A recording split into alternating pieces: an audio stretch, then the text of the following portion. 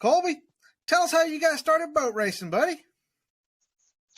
I've ran with the Alcoholer Papa Jim Richards campaign since I was 6 months old. My first race was Wichita, Kansas.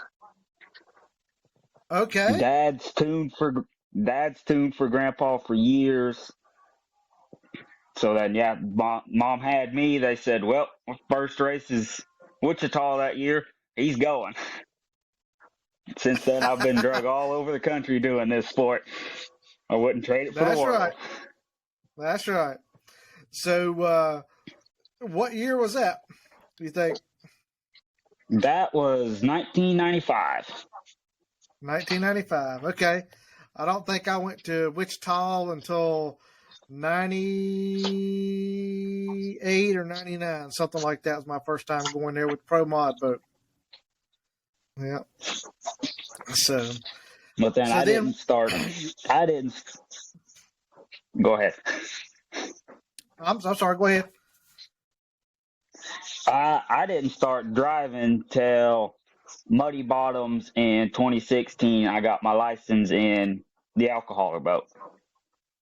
Okay. And then I got my half track in his. Then we went to Grove. I got my full track in his at Grove. And then we broke mine out in Paris of 2016. Okay. And yours was a Kazi? Was it a Curtis? What was yours? Mine was a Watercraft 501. It was rigged to be an alcohol boat. It had the chassis, but it was originally rigged for a Denver big boy style capsule, but we put the Kazi in it. That was one of my mom's requests. If he's going to drive one, he's got to be in a Kazi. Yeah. Okay. Excellent. And is there a tie back to the Kazi to your mom or anything, or just what her dad ran for years, or what? That's what Grandpa's boat was. That was the first capsule Grandpa went to. And we've been in the sport for years. We've watched all the big boys fail, because not saying it was capsule manufacturer's problem, but through the years with the lids getting ripped off, and Akazi has never done that. She wanted her boy in the safest piece of equipment out there. There you go. And so you ran that boat from 2016 up till when? We ran that boat from 2016 till the fire in beginning of March of 2021. The shop burnt down. We had a gas problem. Gas caught on fire, burnt. Shop down. We lost my boat, the yellow boat. A lot of the engine stuff we lost, but we were able to salvage most of it. So then at that point, we come back, built another shop. We found this new boat. Robert Pasternak drove it a little bit, bought it from him, brought it back home, went through it, put a motor together, and said, we're going to go back out. Grandpa said, the fire was the good Lord's way of telling me it's time to step out of the seat. So he stepped out, let me step in. I painted his number and said, here we go. Your turn. I hear you. Passing the torch to you. Your turn to carry the legacy. That's right. And how old is Papa Jim when he did that? When he retired, he was 70.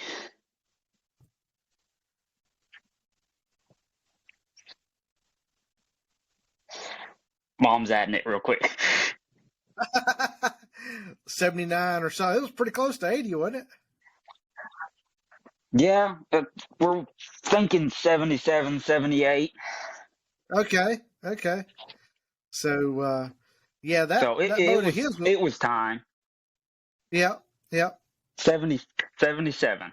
He was 77. Okay, excellent.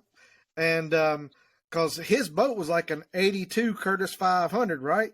Or did y'all put the capsule in or Yes, something? his boat was originally a, it started life as a 501, and then it started life as the damn Yankee that ran out East Coast. Okay, It was black. Then we bought it from him. We took it when they made the capsule change. We took it to Mark. Mark put the capsule in it. He made some sponsons and some bottom changes, okay, and then that was it.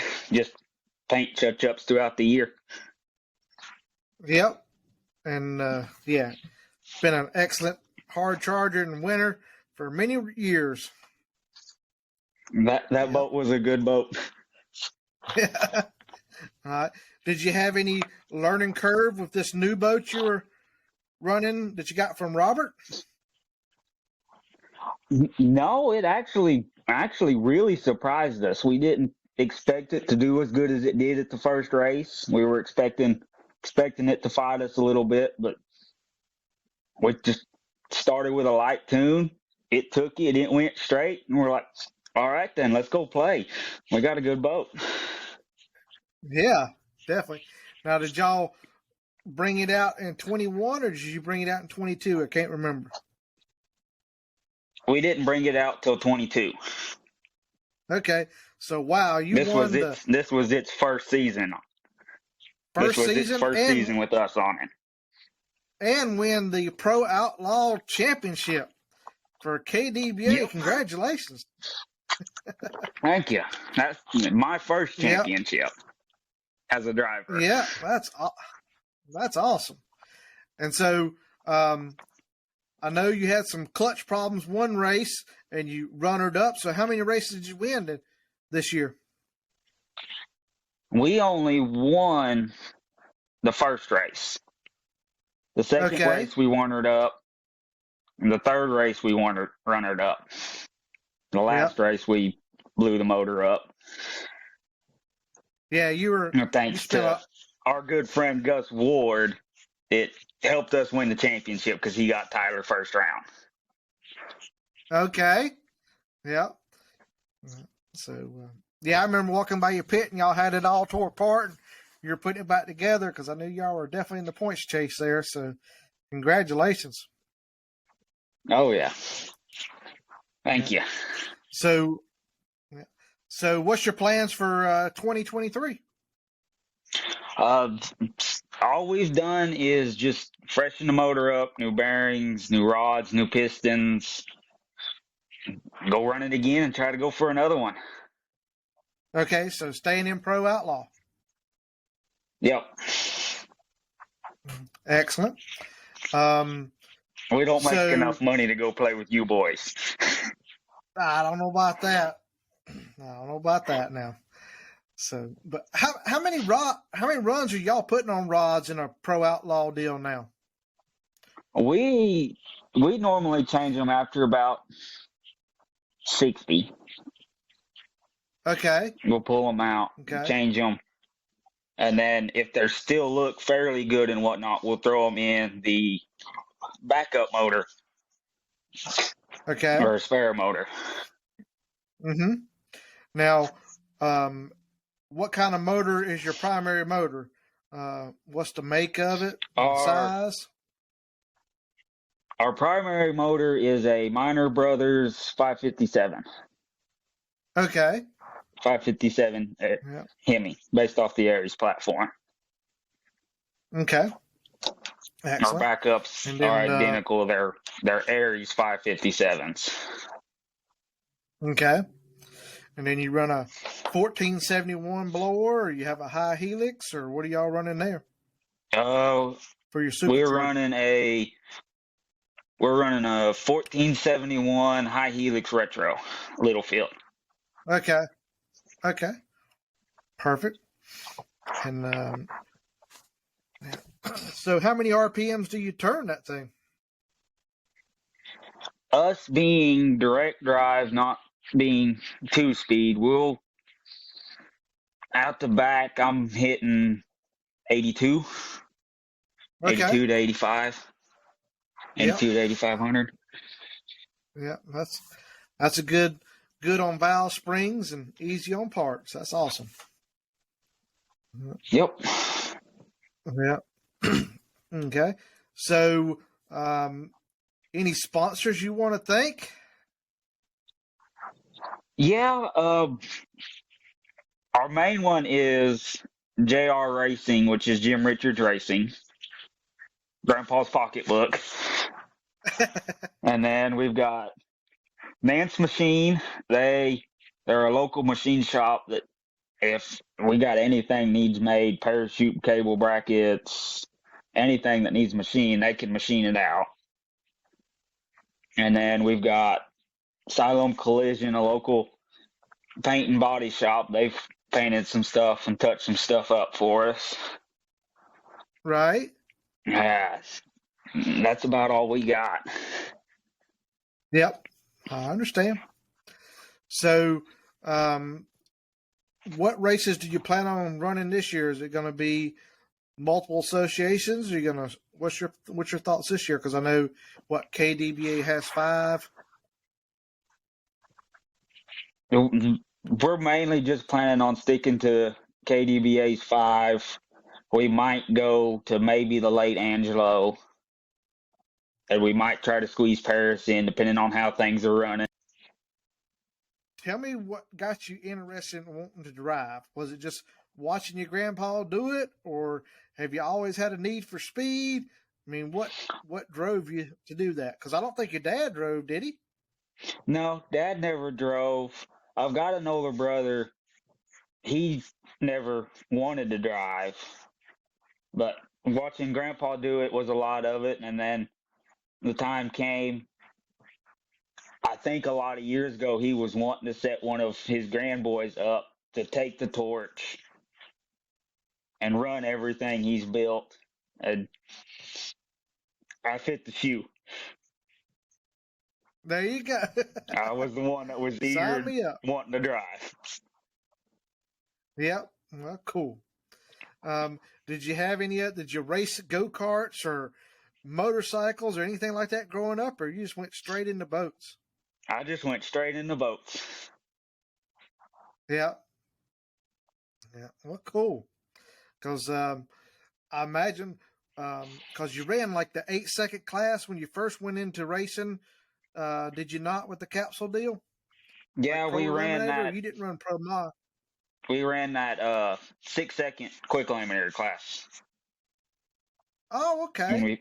When we first brought it out. Okay. Because it was running the same platform Hemi, figured that's a good start. You get to still make a little power with it. You're not completely choking it. Any big changes that y'all made going into 2023 other than freshening up the motor? The boat's pretty solid from what I saw last year. So you making any hull changes or modifications to the hull or anything? No, not really. We've got a different prop that came with the boat. We're going to try first hit, see what it does. Other than that, that's about all we've done. Okay, excellent. Just to get an idea of what that prop's going to do. Mm-hmm. Do you have a cycle that y'all take the props out after so many passes, or you measure them every weekend? What are you doing? I measure them every weekend, but as far as the cycle, we've never really developed a cycle because we don't turn them as hard as the alcohol boats do. But right, okay. So tell us a little bit about your crew. My crew consists of Grandpa, Dad, which does the Grandpa and Dad team together and do the tuning. My mom, and then of course I've got my 2 boys that go with me. They don't necessarily do much, but they're there for support. And then we've got our tow vehicle driver, Rob. he comes up from Fayetteville and helps us. All right, excellent. So, what is your goals in boat racing? Or you want to win another pro outlaw championship this year, obviously, but going forward, do you want to drive a alcohol boat? Do you want to drive a fuel boat? What's your aspirations? I'd like to drive an alcohol boat someday, but other than that, I'm perfectly fine where I'm at, just going and chasing the championships with Grandpa. Yeah, He's definitely. always been my idol, and when I win, I like to see him smile because I'm doing what he wants me to do. That's right. And Papa Jim, he's a good man. Good man. So so so did I can't even remember. He must have run open boats before he got into the capsule, didn't he? What did he do? What was that? Did Papa Jim run an open boat before he went to the capsule? Yes, he started in '80s. He started in the early '80s. So yeah, he ran an open boat before he got in the capsule. Okay. All right. Excellent. So now, where are you guys located at? Where are y'all based out of? We're based out of Siloam Springs, Arkansas. That is in the northwest corner of Arkansas. Okay. So what are you, 3.5, 4 hours to Wheatland? Is that your home track? Yeah. Yep. We're about 4 hours from Wheatland. When KDBA goes to Grove this year, we'll be about 40 minutes from Grove. Oh, wow. That'll be nice. Yeah. I want to win that one. I don't care if we win any others this year. I want to win that one. Definitely. So tell me about your proudest moment. You were talking a little bit. You said your proudest and your most embarrassing might go hand in hand. So tell me a little bit about that. Yeah, my proudest moment was KDVA a couple of years ago did that big pro outlaw shootout there in Evansville. So we took both boats, pumped mine up a little bit, dropped Grandpa's down, and it was a qualifying pass. We finally lined up next to each other. I finally got to race him. And then that's when awesome. the most embarrassing moment came in. He schooled me on the tree and beat me. So it only takes one time to embarrassing and greatest at the same time, huh? Yep. Oh, that's a cool story. Yep. I got schooled. I remember running my first race too, and this gentleman was racing with much older than me. He treated me big time, and I was like, okay, I can't be sleeping no more at the starting line. So yeah. Yep.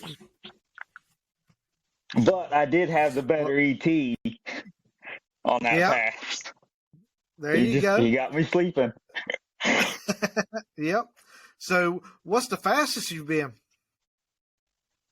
The fastest I've been 178. I've been 178 in the old boat and 178 in the new boat. Okay.